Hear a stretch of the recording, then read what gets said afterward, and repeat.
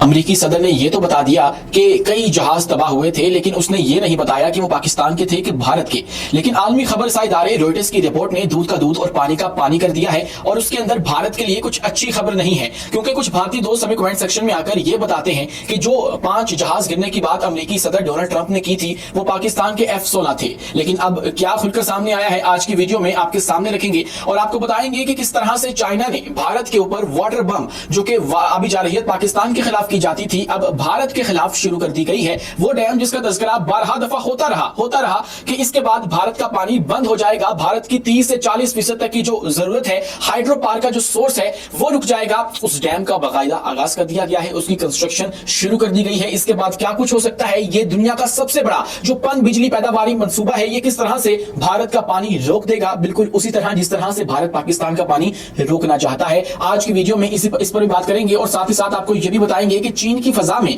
जो 5वीं जनरेशन के नई जंगी तैयारे देखे गए हैं, 2 जंगी तैयारे, पुरस्कार जंगी तैयारे, वो कौन से थे? वो उनकी एयरफोर्स के लिए तो नहीं थे, लेकिन अब उन्होंने ये वाले जंगी तैयारे अपने किस डिपार्टमेंट के लिए बनाए हैं और इनसे क्या फर्क पड़ेगा, और जो चाइना है उसकी ताकत किस तरह से दुगनी हो जाएगी, तमाम तफसीलात आपके सामने रखेंगे। लेकिन उससे पहले हमारे अपने खित्ते के अंदर एक अहम तरीन डेवलपमेंट है जो कि इसका मुस्तकबिल तय कर सकती है। वो ये है कि पाकिस्तान और अफगानिस्तान हमारे हमसाए के साथ एक अहम तरीन मीटिंग हुई है। 2 घंटे 40 मिनट जारी रहने वाली ये मीटिंग पाकिस्तान के जो दुश्मन है, पाकिस्तान के अंदर काम करने वाली जो प्रोक्सीज हैं, उनके लिए एक बुरी खबर लेकर आई है। उनके खिलाफ एक ऑपरेशन की खबरें जो है वो बताई जा रही है कि किस तरह से अब अफगानिस्तान ने, जो पाकिस्तान के अंदर फितनल खारिज काम करते हैं, पाकिस्तान के मासूम लोगों को अटैक करते हैं, हमारे बच्चों को मारते हैं, उनको गिरफ्तार करना शुरू कर दिया है और उनका मुकम्मल बंदोबस्त कर लिया गया है। मुलाकात हुई है पाकिस्तान के वजीर दाखिला मोहसिन नकवी और अफगानिस्तान के वजीर दाखिला सिराजुद्दीन हक्कानी के दरमियान, और काबुल के अंदर यह मुलाकात जारी रही और मुज़ाकरात के बाद यह तय पाया है कि जो अफगानिस्तान है वो अब जो ये हमारे टीटीपी काम कर रही है, यहाँ पर फितनल खारिज जिसको हम कहते हैं, उसको गैर मुसल्लह करेगी और उनको अपने गजनी और दूर दराज के जो इलाके हैं उनके अंदर बसाया जाएगा। लेकिन इस काम के अंदर थोड़ा वक्त लगेगा, लेकिन ऐसा किया जाएगा। इस मुलाकात के अंदर पाकिस्तान ने अपने जो शिकवे हैं वो भी अफगानिस्तान के सामने रखे हैं और एक पेज पर आकर आगे बढ़ने की जो कोशिशें हैं वो शुरू कर दी गई हैं, जो कि इंतहाई खुशाइन बात है। मतलब हमारा हमसाया है, इस्लामी मुल्क है, अगर हम इसके साथ नहीं चल सकते तो हम लोग किसके साथ चलेंगे? अगर हम अफगानिस्तान के साथ नहीं चलेंगे तो भारत उसको इस्तेमाल करके हमारे खिलाफ खड़ा कर देगा, वहां से भी जारहियत हो सकेगी। लेकिन पाकिस्तान ने खारजा पॉलिसी को कुछ यूं डिजाइन किया कि हम लोगों ने अफगानिस्तान के साथ चलने का फैसला कर लिया है और 2 घंटे 40 मिनट की ये जो मुलाकात हुई, इसके अंदर ये बात तय पाई है कि हम अब लोग जो फितनल खारिज हैं उनको गैर मुसल्लह कर देंगे और पाकिस्तान के अंदर जो कार्रवाइयां करने वाले कुछ अफगान हैं और आकर अफगानिस्तान के अंदर छुप जाते हैं, उनके खिलाफ क्रैकडाउन भी शुरू किया गया है, उनको गिरफ्तार भी किया जा रहा है। ये अफगान की जो गवर्नमेंट है उन्होंने पाकिस्तान को जो है वो इन्फॉर्म कर दिया है। दोस्तों, चीन का HQ-9 या फिर रूसी S-300 ईरान अब क्या करने जा रहा है, इसके हवाले से एक अहम तरीन डेवलपमेंट सामने आई है। कहा यह जा रहा है कि ईरान ने जो इजरायली जारहियत है उसके खिलाफ अपना जो दिफाई निजाम है उसको दोबारा से एक्टिव कर लिया है। जो 12 रोज की रिसेंट जंग हुई है उसके अंदर जो ईरान का दिफाई निजाम था उसको बुरी तरह से मुतासिर किया गया। मतलब आप यूं कह लीजिए कि जो सबसे ज्यादा फोकस किया इसराइल ने हिट करने के लिए वो उनका दिफाई निजाम ही था। मतलब शुरू ही उन्होंने इससे किया था कि उनका जो दिफाई निजाम है उसको डिसमेंटल कर दिया जाए। डिफेंस सिस्टम जब डिसमेंटल हो गया तो फिर जितने मर्जी आप स्ट्राइक्स करें, हमले करें, आपको कोई रोक नहीं सकता है। लेकिन अब ईरान ने किया यह है कि उन्होंने कहा है कि हम लोगों ने अपना जो दिफाई निजाम है उसको दोबारा से एक्टिव कर लिया है। यहां पर सवाल यह उठता है कि अब की बार उन्होंने क्या किया है? अब की बार क्या उन्होंने चीन का जो HQ-9B, जिसकी खबरें हमने आपको रिसेंटली दी थी कि मिडिल ईस्ट आई नामी एक अखबार ने यह बताया कि एक अरबी सोर्स से क्लेम कर रहा है कि ईरान को चीन की जानिब से HQ-9B एक जदीद किस्म का एयर डिफेंस सिस्टम पहुंचा दिया गया है। अब ईरान की हिफाजत करने के लिए HQ-9 इस्तेमाल होगा। लेकिन यहां पर सवाल यह भी है कि क्या S-300 जो है उन्होंने वो नस्ब किया है, इस हवाले से कोई तफसीलात सामने नहीं आई हैं। लेकिन यहां पर मुझे यह लगता है कि HQ-9 ही किया होगा, क्योंकि S-300 अगर इतना काबिल होता तो पहले ही उनको बचा चुका होता, इजराइल उसको डिसमेंटल ना कर पाता और उसको जो है जो इजरायली स्ट्राइक्स थी उसको रोक लिया जाता। लेकिन ऐसा नहीं हुआ। तो अब लगता यह है कि जिस तरह से HQ-9 सीक्रेटली चाइना ने पहुंचा दिया है ईरान के अंदर, और अब ईरान का यह कहना कि हमने जो है वो दोबारा से एक्टिव कर लिया है, लेकिन यह नहीं बताया कि कौन सा वाला जो दिफाई निजाम है उसको एक्टिव कर लिया गया है। तो ऐसे में लगता यह है कि HQ-9 चाइना की मदद जो है वही ईरान के काम आ रही है। दोस्तों, अब आते हैं अपनी उस कहानी की जानिब जो कि अमेरिकी सदर से जुड़ी है और उन्होंने उन्होंने ये रिसेंटली बयान दिया था कि जो पाकिस्तान और भारत की जंग है वो इतनी शिद्दत इख्तियार कर चुकी थी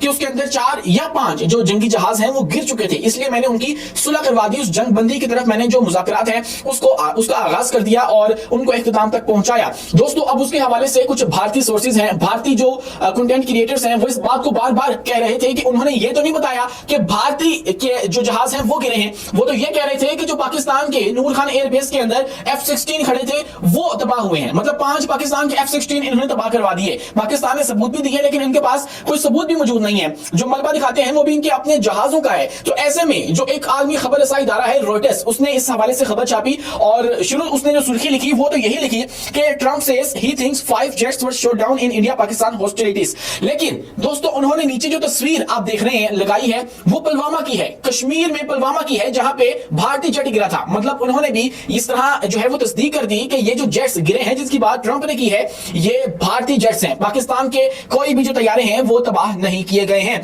दोस्तों इसी के साथ भारतीय जो अभी जा रही है पाकिस्तान के खिलाफ वो तो आपने सुनी होगी, देखी भी होगी, लेकिन अब चाइना ने बिल्कुल वैसे ही इंडिया के साथ करना शुरू कर दिया जिस तरह से भारत पाकिस्तान के साथ करना चाहता है या कोशिश करता है।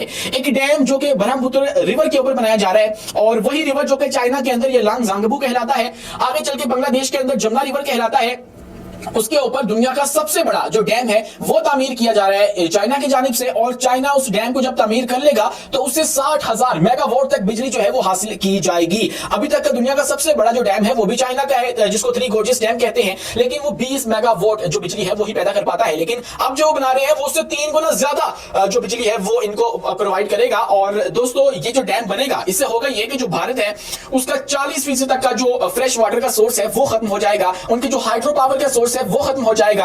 और फिर वो जो अपन बिजली बनाते हैं बहुत सारे डैम्स उन्होंने खुद भी लगा रखे हैं यही ब्रह्मपुत्र रिवर के ऊपर, वो जो है खत्म हो जाएगा। लेकिन इसके अंदर एक मुतनाज़ बात ये भी है कि ये जो डैम तामीर किया जा रहा है ये तिब्बत के अंदर उस मुकाम पे तामीर किया जा रहा है जहां पे भारत की जो अरुणाचल प्रदेश रियासत है वो मौजूद है, उसके बाद असम मौजूद है। ये मुतनाज़ा रियासतें हैं जिनके ऊपर चाइना अपना क्लेम करता है कि ये हमारी हैं और वो इसके ऊपर कब्जा करने की 12 दफा कोशिश भी कर चुके हैं। तो वहां पर 30 किलोमीटर के फासले के ऊपर ये डैम तामीर किया जाना एक इंतहाई अलार्मिंग सिचुएशन है जिसको भारतीय तज्जिया निगार एक वाटर बॉम्ब भी कह रहे हैं। वो कह रहे हैं कि एक वाटर अटैक हो गया है भारत के ऊपर और अब उसकी जो कंस्ट्रक्शन है उसका बाकायदा आगाज कर दिया गया है, उसकी जो तामीर और तरक्की है उसका भी बाकायदा आगाज कर दिया गया है। और जब वो बन जाएगा तो जो चाइना है उसको तो इससे बहुत फायदा होगा। लेकिन इसकी जद में जो ममालिक आएंगे उसके अंदर 2 मुल्क हैं, बांग्लादेश और भारत, और भारत को वही सब कुछ फेस करना पड़ेगा जो कि वो पाकिस्तान को फेस करवाना चाहता है। मतलब हमारा पानी रोकना चाहता है डैम बनाकर। तो ऐसे में चाइना के पास ये अपर हैंड आ गया क्योंकि ये लांग जांगबू जो है वो ऊपर है और ये बांग्लादेश और भारत जो है वो डाउन स्ट्रीम है, मतलब ऊपर से दरिया नीचे को बहता है। तो इसलिए अब वो जब चाहेंगे इनका पानी रोक सकेंगे और जब पानी रोक लेंगे तो तब यहां पर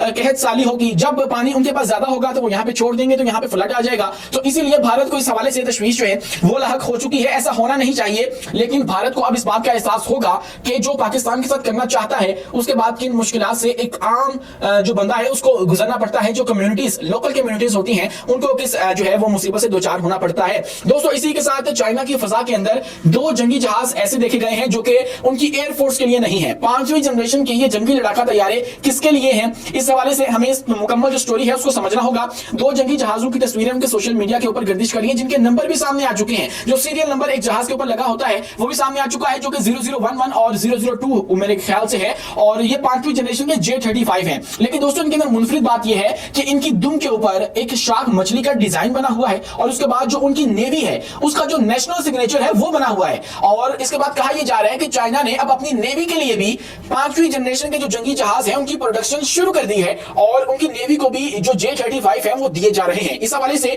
यह ख्याल किया जाता है कि J-15 उनके पास पहले से मौजूद है जो कि वो नेवी के लिए इस्तेमाल करते थे, अपनी एयरक्राफ्ट कैरियर्स के लिए इस्तेमाल करते थे और अब उनका जो नया फौजान एयरक्राफ्ट कैरियर है उसके लिए उन्होंने J-35 के ट्रायल्स शुरू कर दिए हैं। यह भी तस्वुर किया जा रहा है, खबरें ये गर्दिश कर रही हैं।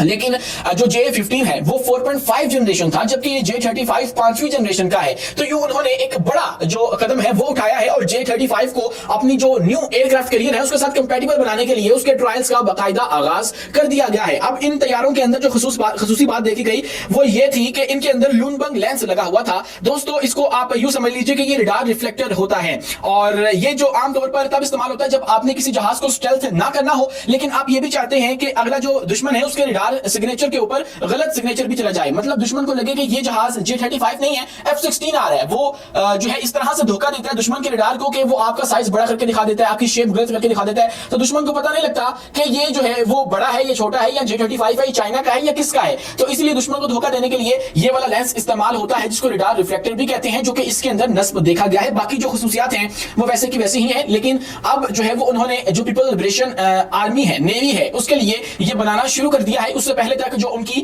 एयरफोर्स थी पीपल लिबरेशन आर्मी की, उसके लिए तैयार किया गया था, और अब इसको बाकायदा तौर पे अपनी एयरफोर्स के अंदर बतौर सर्विस इसको ऐड किया जाएगा और इसको ऑपरेशनल कर दिया जाएगा, और उनकी फजा के अंदर ये अब देखा गया है। तो इसका मतलब यह है कि वो इसको ट्रायल्स जो है उस बेस के ऊपर चला रहे हैं। लेकिन अब सितंबर के अंदर जब वर्ल्ड वार 2 की आप यूं कह लीजिए सालगिरह होगी, तो उस मौके के ऊपर वो इरादा रखते हैं कि इसको एक तकरीब के अंदर दुनिया के सामने रखेंगे और बताएंगे कि हमने इसको बाकायदा तौर पे अपनी फोर्सेस के पास जो है उसको ऑपरेशन करने का फैसला कर लिया है। आप इस बारे में क्या सोचते हैं कमेंट सेक्शन में अपनी राय से आगाह लाजमी कीजिए, और वीडियो पसंद आने के स्टॉप में हमारे चैनल को लाइक कीजिए, सब्सक्राइब कीजिए, बेल आइकन को लाजमी दबा दीजिए ताकि हर नई आने वाली वीडियो आप तक बर वक्त पहुंच सके। शुक्रिया।